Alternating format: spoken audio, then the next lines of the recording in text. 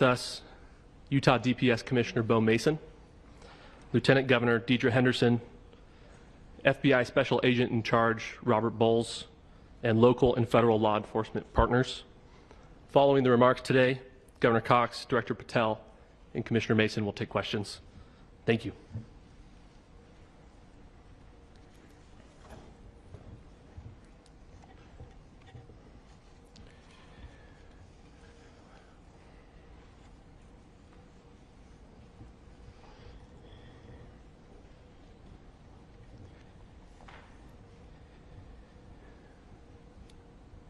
Good morning, ladies and gentlemen. We got him. On the evening of September 11th, a family member of Tyler Robinson reached out to a family friend who contacted the Washington County Sheriff's Office with information that Robinson had confessed to them or implied that he had committed the incident. This information was relayed to the Utah County Sheriff's Office and scene investigators at Utah Valley University. This information was also conveyed to the FBI. Investigators reviewed additional video footage from UVU surveillance and identified Robinson arriving on UVU campus in a gray Dodge Challenger at approximately 8:29 a.m. on September 10th, in which he is observed on video in a plain maroon t-shirt, light-colored shorts, a black hat with a white logo, and light-colored shoes. When encountered in person by investigators in Washington County on September 12th, in the early morning hours, Robinson was observed in consistent clothing with those surveillance images. Investigators interviewed a family member of Robinson who stated that Robinson had become more political in recent years. The family member referenced a recent incident in which Robinson came to dinner prior to September 10th, and in the conversation with another family member, Robinson mentioned Charlie Kirk was coming to UVU. They talked about why they didn't like him and the viewpoints that he had. The family member also stated Kirk was full of hate and spreading hate. The family member also confirmed Robinson had a gray Dodge Challenger. Investigators identified an individual as the roommate of Robinson. Investigators interviewed that roommate, who stated that his roommate, referring to Robinson, made a joke on Discord. Investigators asked if he would show them the messages on Discord. He opened it and showed several messages to investigators and allowed investigators to take photos of the screen as each message was shown by Robinson's roommate. These photos consisted of various messages, including content of messages between the phone contact named Tyler with an emoji icon and Robinson's roommate's device. The content of these messages included messages affiliated with the contact Tyler, stating a need to retrieve a rifle from a drop point, leaving the rifle in a bush, messages related to visually watching the area where a rifle was left, and a message referring to having left the rifle wrapped in a towel. The messages also refer to engraving bullets and a mention of a scope and the rifle being unique. Messages from the contact Tyler also mentioned that he had changed outfits. I know there has been speculation as well as to the writing on those casings, those bullet casings, and I believe we have that as well. And I will share that with you now. So the area north of Campus Drive Road where the suspect crossed over, you saw some of that in the video that we released last night, consists of a grassy area with trees on the edge of the UVU campus. Investigators discovered a bolt-action rifle wrapped in a dark-colored towel. The rifle was determined to be a Mauser Model 98 30-06 caliber bolt-action rifle. The rifle had a scope mounted on top of it. Investigators noted inscriptions that had been engraved on casings found with the rifle. Inscriptions on a fired casing read, "Notices, bulges, capital OWO, what's this?" ? Inscriptions on the 3 unfired casings read, "Hey fascist!" ! Catch! ! Up arrow symbol, right arrow and symbol, and 3 down arrow symbols. A second unfired casing read, "Oh Bella Chow, Bella Chow, Bella Chow, Chow Chow," and a third unfired casing read, "If you read this, you are gay, LMAO." We are indebted to law enforcement across the state who has worked seamlessly together, local law enforcement, state law enforcement, and our federal partners with the Federal Bureau of Investigation. We're grateful for everyone who worked together in such a short amount of time to find this person and to bring justice. I want to thank the public who has been so engaged, reviewing videos, helping us with sending in tips, and helping us get to this point. I want to thank the family members of Tyler Robinson who did the right thing in this case and were able to bring him into to law enforcement as well. I especially want to thank the family of Charlie Kirk, Erica, Charlie's parents, his children. I want us to be thinking of them as we bring justice in this case. They will be involved in that justice. We will be working very closely with them as we move through this process as well. This is a very sad day for our country, a terrible day for the state of Utah. But I'm grateful that at this moment we have an opportunity to bring closure to this very dark chapter in our nation's history. With that, I will now turn the microphone over to the Director of the FBI, Kash Patel. Thank you, Governor. This is what happens when you let good cops be cops. The FBI and our partners are proud to stand here today together to bring justice to the family of Charlie Kirk and honor his memory. I want to express my deep gratitude to President Trump, the Vice President, and the entire White House who have been so incredibly supportive with both resources and just personally to the FBI as a team. They had our backs the entire way, and I just want to express my gratitude for giving us the resources we need to operate in this space to bring this sort of justice at this sort of speed. In 33 hours, we have made historic progress for Charlie. Governor Cox, our partnership has been absolutely incredible these last few days. Our partnership will endure. Your state and local partners, your sheriffs, your DPS community has been unbelievably impressive in the hardest of times. And a case like this cannot be solved, cannot be brought without partnering with your state and local authorities. The FBI has a certain role to play, and we will play that role, and we will lead out for the federal government. But Governor Cox, we are so grateful for your state partnership that led out on this investigation. A little bit of the timeline. Charlie was shot at 12:23 p.m. on Wednesday. The first FBI agents arrived on scene in 16 minutes with chiefs of police at 12:39 and secured the scene. The FBI immediately launched fixed-wing assets. We utilized these assets to transport personnel, specialty technicians, hostage rescue teams. We also utilized these assets to go back and forth from the East Coast and here in Utah to transport forensic evidence and other evidence that will be analyzed and is being analyzed at our FBI laboratories in Quantico and other laboratories, including the ATF. At my direction, the FBI released the first set of FBI photos of the suspect at 10 a.m. local time on 9/11. Then, shortly thereafter, the FBI reward of $100,000 was released at 10:45 a.m. local. Myself and Deputy Director Bongino arrived on scene at approximately 5:30 p.m. on 9/11. The governor led a press conference last night at approximately 8 p.m., where at my direction, the FBI released a never-before-seen video of the suspect. We also released new images to the public of the suspect.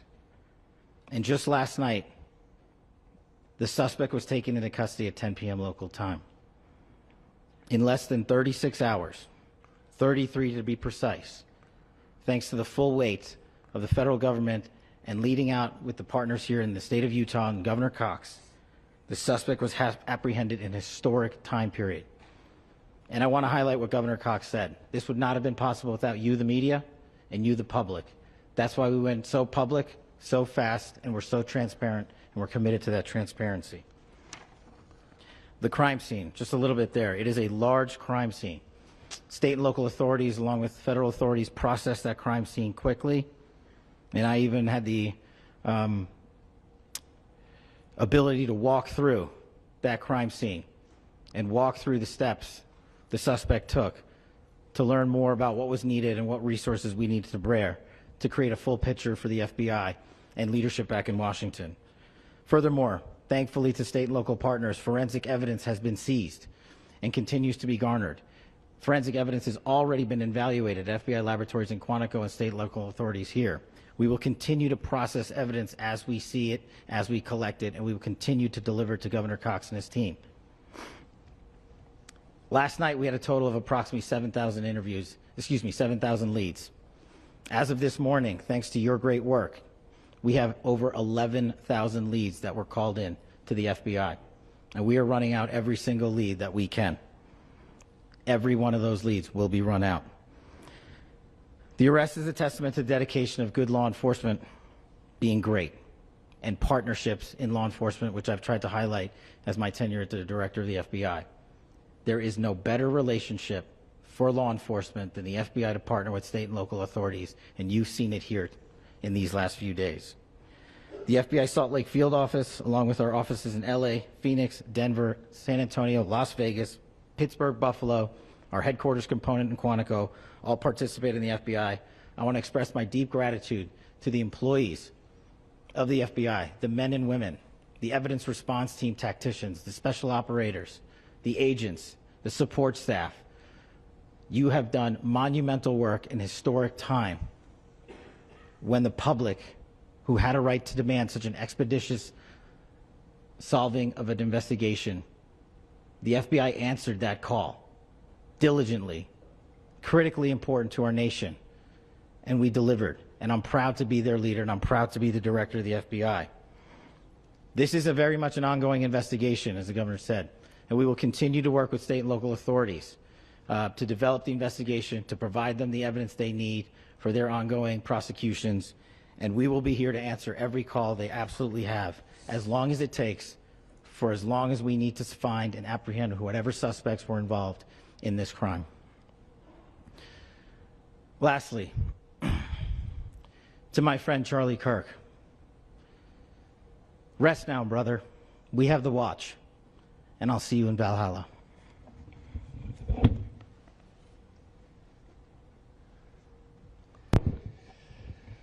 Thank you, and good morning. I would just like to take a few minutes as the sheriff to express my gratitude for everybody who has played a part in this investigation. As you know, it's been a vast, a complicated, and a very, very fast-paced investigation. You're looking at people standing up here who are running on, if they got an hour's sleep in the last couple of days, they're probably lucky. It has been very taxing. It has been so impressive, speaking on behalf of the local law enforcement, to see the cooperation that we've seen in this type of case. Across the state, sheriffs, chiefs, our state partners have stepped up and have come to the call on anything that we needed. Our county chiefs have been phenomenal. Our Utah County Attorney, Jeff Gray, who's standing up here with us, has been phenomenal in leading us through this investigation. I would like to thank the federal government for their resources, their assets. Our local team here, our FBI team, has been extraordinary in helping us work through this and bring this person to justice. Most of all, I would like to thank the public, and specifically, I would like to thank the public who turned to prayers and who turned to positiveness for us. I would like to thank them on behalf of the law enforcement community, because we needed those prayers. That's what we needed to get through this. We needed your support, and you gave it to us. We needed your patience, and you gave it to us. And I would like to thank you for the Kirk family, because that's what they need, is your support and your prayers, and that will get us through all of this. So thank you, everybody, for everybody that have stepped up. We've had such a phenomenal response to this. Thank you.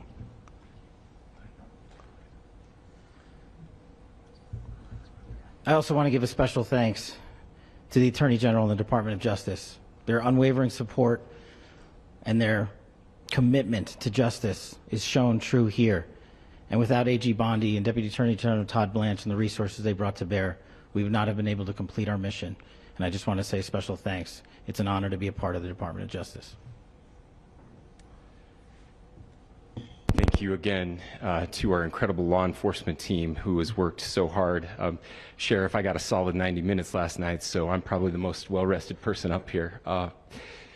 Ladies and gentlemen, I get the microphone, so I hope you'll permit me a moment just to share a few more thoughts about where we are and how we got here and maybe a little bit of where we go from here. I don't want to get too preachy, but I think it's important that we, with eyes wide open, understand what's happening in our country today.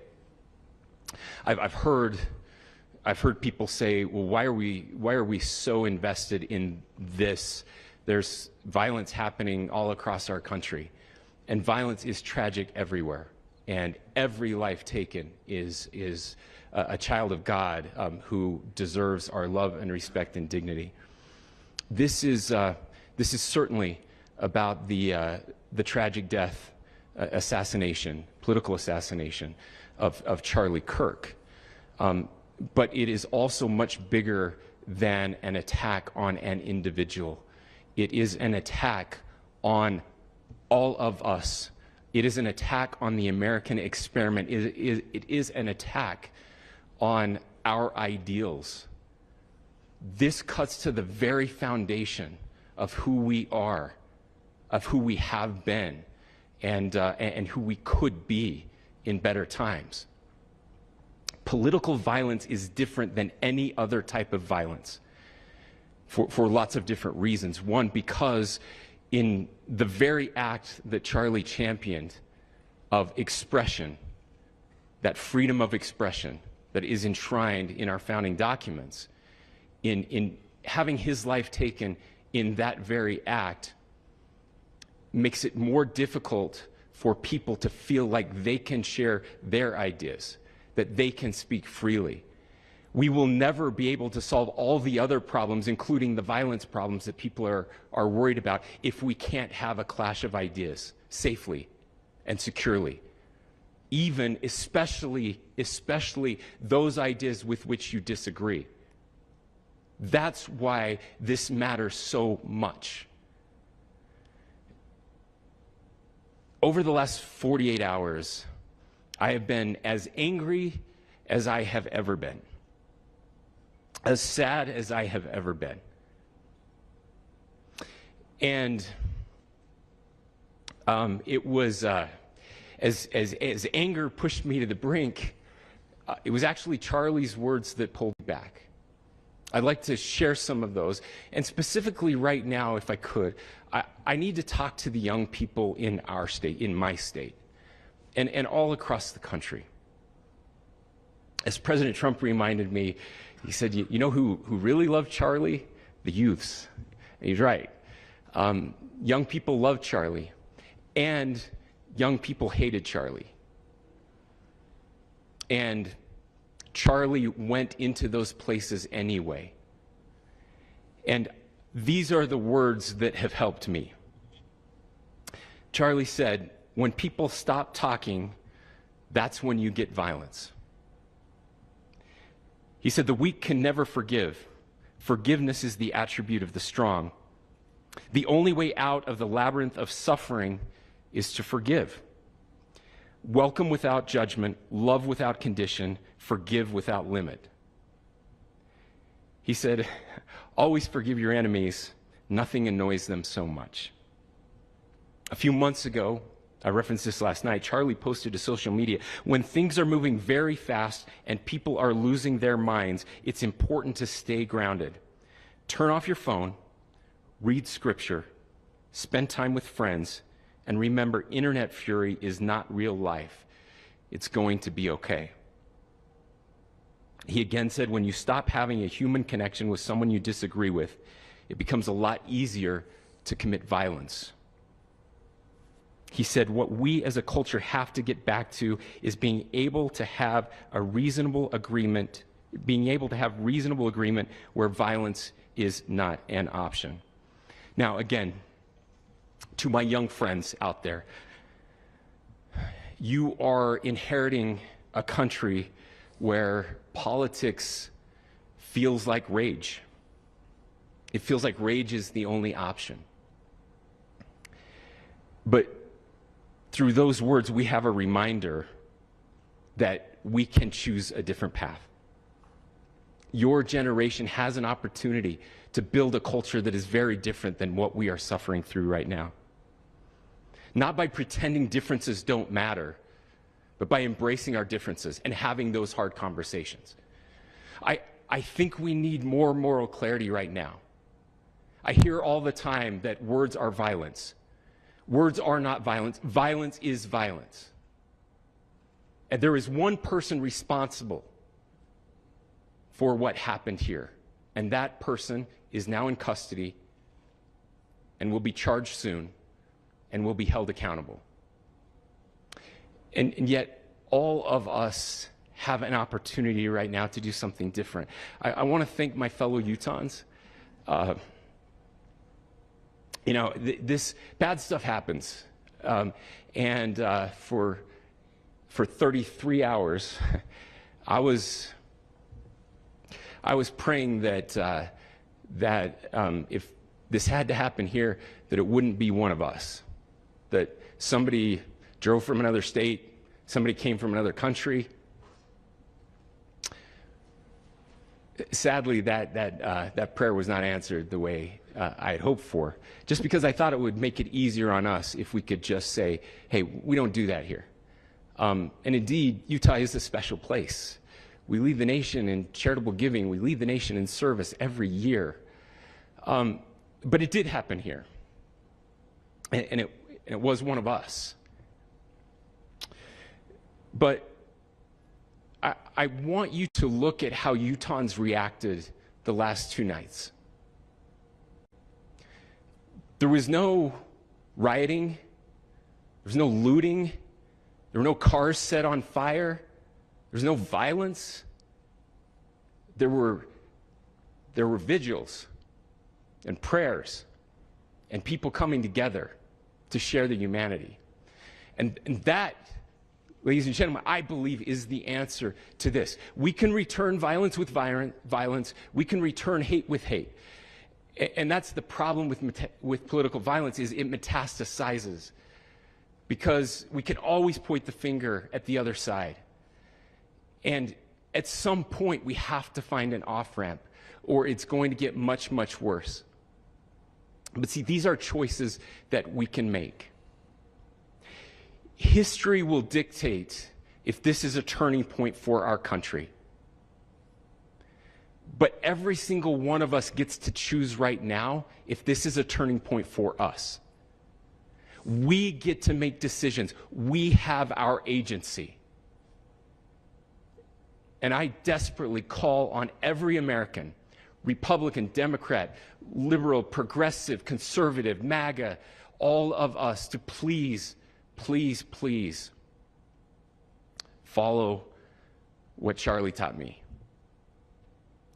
I'll just conclude with words I share often from a friend and author, Yuval Levin, who was asked if he was optimistic about our country. And he said, I'm not optimistic. He said, I hate optimism. Like, that sounds bad. But he said, optimism is a vice. It's this idea that good things are just going to happen. And he said, in the history of the world, good things have never just happened. He says, I'm not optimistic, but I am hopeful. And hope is the virtue that sits between the vices of optimism and pessimism. Hope is the idea that good things are going to happen because we can make them so. I still believe in our country. And I know Charlie Kirk believed in our country. I still believe that there is more good among us than evil. And I still believe that we can change the course of history. I'm hopeful because Americans can make it so. Ladies and gentlemen, we're happy to answer any questions you might have. Governor, can you please speak to whether the suspect is speaking with authorities and his demeanor, Tyler Robinson, when he turned himself in? I cannot speak to that. Governor, how do you interpret the engravings on Casey on the way? Well, I will leave that up to you to interpret what those engravings mean. I think the clearest one that says "catch fascist," there's not, and by the way, that's like catch like a ball, catch this. That's I think that speaks for itself. Governor, you indicated that he had been communicating.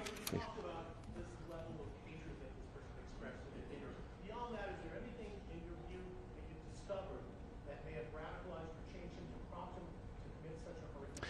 There's nothing more that we can share at this time. Governor, you indicated that he had been communicating with a friend on Discord about the gun. Do you anticipate any more arrests? We do not at this time have any information that would lead to any additional arrests. Do you believe he acted alone? Yes, but the investigation is ongoing. How he came into custody of police and where he is right now? Yes, so right now, Mr. Robinson has been booked into the Utah County Jail. You heard the president this morning report that he was taken into custody, that his family and a friend helped to deliver him into custody of law enforcement in Washington County. For those of you that don't know where Washington County is, it is the southwesternmost part of the state of Utah. It's about a 3.5 to 4 hour drive from here, where we are right now, and that's where he lived and where they turned him in. Please, I'll go here. I can't share any more than what I've already shared. Yeah.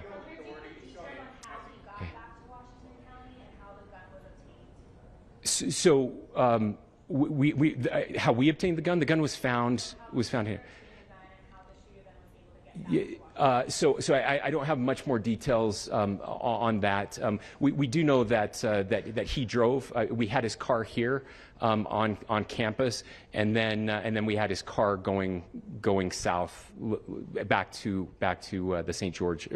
It's actually the city of Washington in Washington County. Is he talking with authorities and did he discuss a motive? I'm sorry? Did the suspect plan to carry out any other attacks? We don't have any information that would lead us to believe that. Yes, in fact, it was just released. Yes. Talking with authorities and did he discuss a motive? I can't answer that right now. Can you clarify? Over here.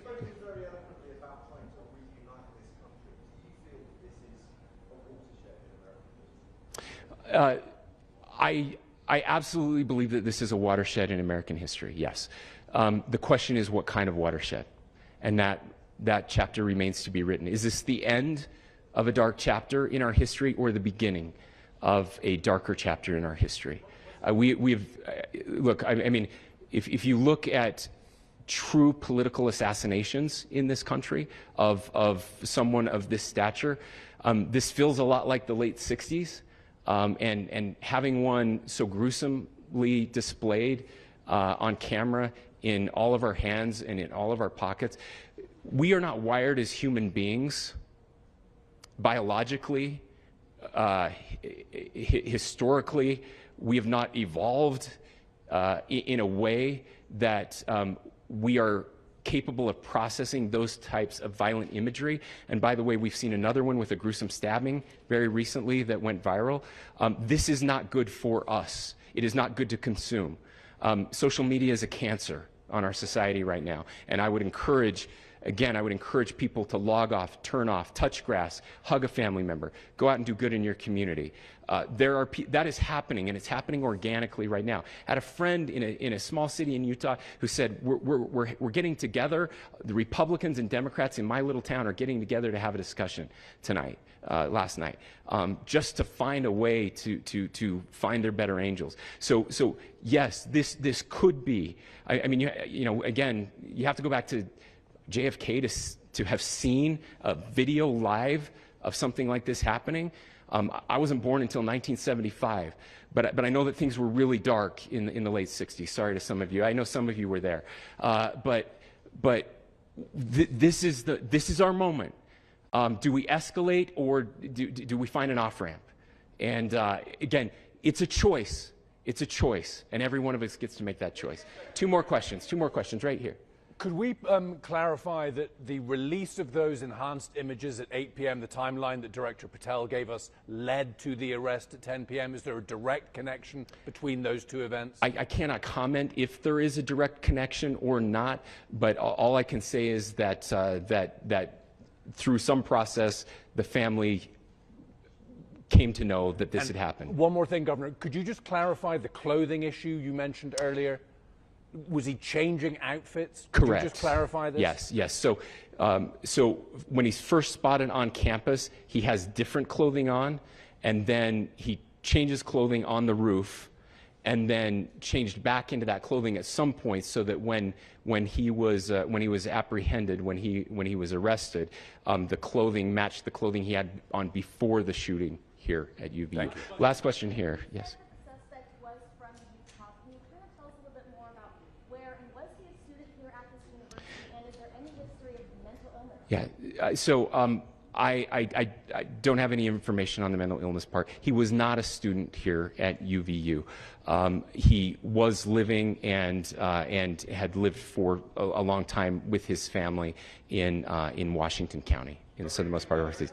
Thank you, everyone, for your great work in getting this information out. I would just say, process-wise, this may be important. I know many of you aren't familiar with the process in Utah. I think it's important that you understand that. Basically, we have 3 days for charging documents to be filed.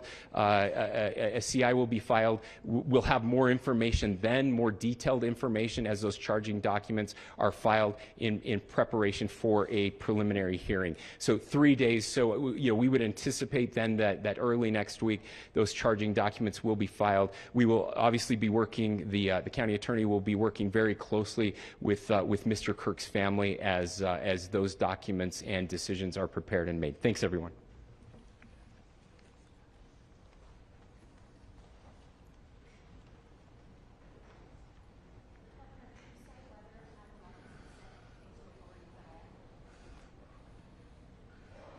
Do you guys want Nick?